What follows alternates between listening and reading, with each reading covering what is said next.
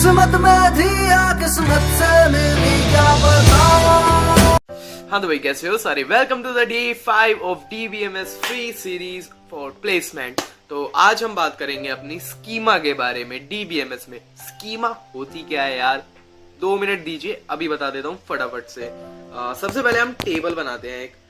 तो ये बेसिक सी हमने एक टेबल बना ली। अब इसमें एक चीज आपको पता ही होगी कि हम स्टार्टिंग में जैसे आईडी का एक कॉलम हम बना लेते हैं, नेम का हम कॉलम बना लेते हैं, अपने मार्क्स का या ऐसे कुछ डिफरेंट हम कॉलम्स बना लेते हैं अपनी टेबल में।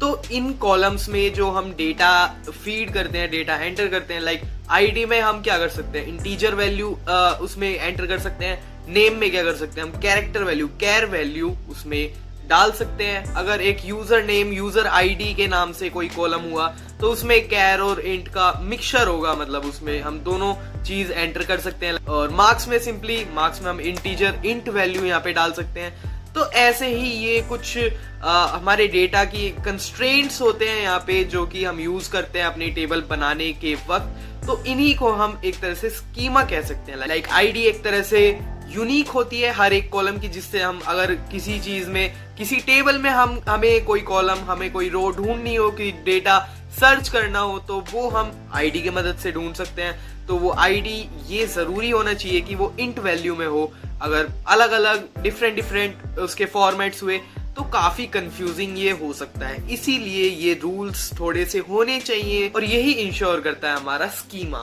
इसमें बेसिक 2-3 फ्रेजेस है, वो याद कर लेना। मैं एक बार लिख के बता देता हूँ यहाँ पे। ये हमारी मतलब स्कीमा हेल्प क्या करता है वो बता देता हूँ। एक तो एक तरह से ये ब्लूप्रिंट होता है, इसे याद कर लेना आप। और हमारे डेटा को कंसिस्टेंट रखने में ये मदद करता है। स्पेलिंग वगैरह देख लेना भाई, कोई दिक्कत नहीं है। डेटा इंटीग्रेट ये अच्छे से करने में हमें मदद करता है। और ये इंश्योर करता है कि हमारा how data is stored and what type of data is stored. तो ये कुछ डेफिनेशंस में कीवर्ड्स हैं जो आप इंक्लूड कर सकते हो स्कीमा की डेफिनेशन लिखने में, या इसके बारे में बताते हुए अपने सेमेस्टर एग्जाम्स में, या कहीं भी और किसी को बताने में। तो बेसिकली यही चीज है स्कीमा, एक तरह से ब्लूप्रिंट मानिए आप, कि हमारा डेटा हम कैसे ऑर्गेनाइज कर रहे हैं, हम अपना डेटा किस तरह से उसमें डाल रहे हैं, किस टाइप का डेटा उसमें डाल रहे हैं, टेबल्स में या किसी भी जगह पे हम स्टोर करवा रहे हैं डेटा, तो किस टाइप से हम स्टोर करवा रहे हैं उस डेटा को। इसके थोड़े से टाइप्स के बारे में हम बात कर लेते हैं। तो टाइप्स के लिए हम क्या करेंगे, यहाँ पे एक ये बना लेते हैं। हम क्या करेंगे, टाइप्स ऑफ स्कीमा। तो एक एक करके इसके टाइप्स पढ़ते हैं। सबसे पहले हमारा आता है physical schema.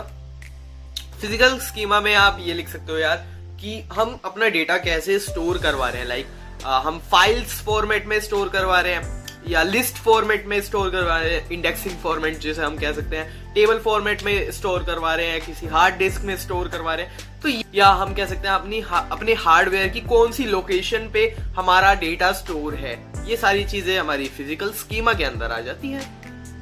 Okay, physical schema हो गया। इसका एक बेनिफिट याद कर लीजिए आपकी, इसे हम यूज क्यों करते हैं। बेसिकली ये बेनिफिट मैं ऐसा बताऊंगा कि यार 60 to 70% जगह पे DBMS या स्टोरेज का कोई भी क्वेश्चन हो ना, और उसमें आपसे पूछा हुआ कि यार ये चीज, ये रूल यहाँ पे क्यों यूज करा हुआ है, तो सीधा आप ये लाइन टेप देना वहां पे कि because to boost our performance, to boost our PC's performance, to enhance our storage. ये कुछ टर्म्स हैं, आप लिख सकते हो यार, हर जगह चल जाती है। और फिजिकल स्कीमा का बेसिकली यही बेनिफिट होता है कि ये हमारा इनहेंस करता है हमारे स्टोरेज को, एंड हमारी परफॉर्मेंस को थोड़ा बूस्ट करने में हेल्प करता है हमारे PC की। बाकी सेकंड आ जाता है हमारा लॉजिकल स्कीमा। लॉजिकल स्कीमा में हमारा आ जाता है कि हम क्या डेटा हमारा स्टोर कर रहे हैं। सो आप ये लिख सकते हो, what data is stored is considered as the logical schema. इससे हल्का हल्का आपको याद आ रहा होगा, ये मैंने कल की वीडियो में डेटा एब्स्ट्रैक्शन पढ़ाया था, उसमें भी ऐसा ही था। फिजिकल हमारा था, लॉजिकल था। ये सारी चीजें काफी सिमिलर हैं और बिल्कुल सिमिलर सी इनमें टर्म्स यूज होती हैं। तो सिमिलर है, आपको ज्यादा कोई लोड लेने की जरूरत नहीं है। रिकॉल करोगे तो आराम से याद आ जाएगा आपको। इसके अंदर हमारे 2 स्कीमा आ जाते हैं लॉजिकल स्कीमा के अंदर हमारे, जो कि पहला होता है हमारा कंसेप्चुअल स्कीमा, जिसके अंदर हम मान सकते हैं कि यार हमारा डेटा डेटा के अंदर रिलेशन क्या है, मतलब 2 रोज या 2 कॉलम्स के अंदर किस तरीके से हमारा रिलेशन चल रहा है, लॉजिकल रीजन से कैसे वे आपस में कनेक्टेड हैं, आईडी, नेम्स वगैरह वगैरह। तो वो सारी चीजें हमारी कंसेप्चुअल स्कीमा में आ जाती हैं। दूसरा आ जाता है हमारा एक्सटर्नल, या जिसे हम कह देते हैं व्यू लेवल हमारा स्कीमा। वो यूजर इंटरेक्शन के बेस पे हम कर सकते हैं। जैसे मैंने यहाँ पे एक व्यू नाम का डेटा एब्स्ट्रैक्शन पढ़ाया था पिछली वीडियो में, नहीं देखा तो जाके देखना, अच्छे से वहाँ पे पढ़ाया है। बाकी एक बार दोबारा रिपीट कर देता हूँ मैं, हल्का सा आपको ओवरव्यू दे देता हूँ। व्यू लेवल पे क्या होता है कि हमारा कोई स्कूल है या कोई कॉलेज है, तो उसमें डेटा बेसिस अलग अलग टाइप के होते हैं, अलग अलग यूजर के अकॉर्डिंग। लाइक हमारा स्टूडेंट्स हैं तो स्टूडेंट्स के लिए कुछ अलग डेटा होगा जो कि सिर्फ स्टूडेंट्स को दिखना चाहिए, और बाकी हमारा स्टाफ है तो स्टाफ के लिए कुछ अलग डेटा होगा जो उनके लिए इम्पोर्टेंट है।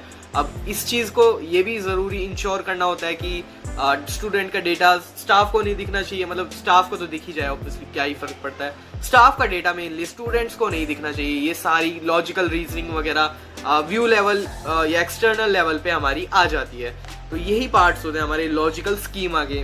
कैरेक्टरिस्टिक्स में आप लॉजिकल स्कीमा की यही लिख सकते हो कि यार इसे फर्क नहीं पड़ता कि मतलब कैसे डेटा स्टोर हो रहा है, कहाँ पे डेटा स्टोर हो रहा है, ये सिर्फ अपने लॉजिकल रीजनिंग में चलता है कि हमारा क्या डेटा स्टोर हो रहा है और हमारा क्या इंटर रिलेशंस है हमारे रोज एंड कॉलम्स में। हमारे जैसे एसक्यूएल में हमारी क्या प्राइमरी की स्टैब्लिश हो रही है, फॉरेन की स्टैब्लिश हो रही है, उनमें रिलेशन क्या है। इसे फर्क नहीं पड़ता यार कौन सी मेमोरी में जाके, कौन सी जगह पे, लोकेशन पे जाके ये सारा डेटा स्टोर हो रहा है। किस्मत में थी या किस्मत से मिली क्या पता।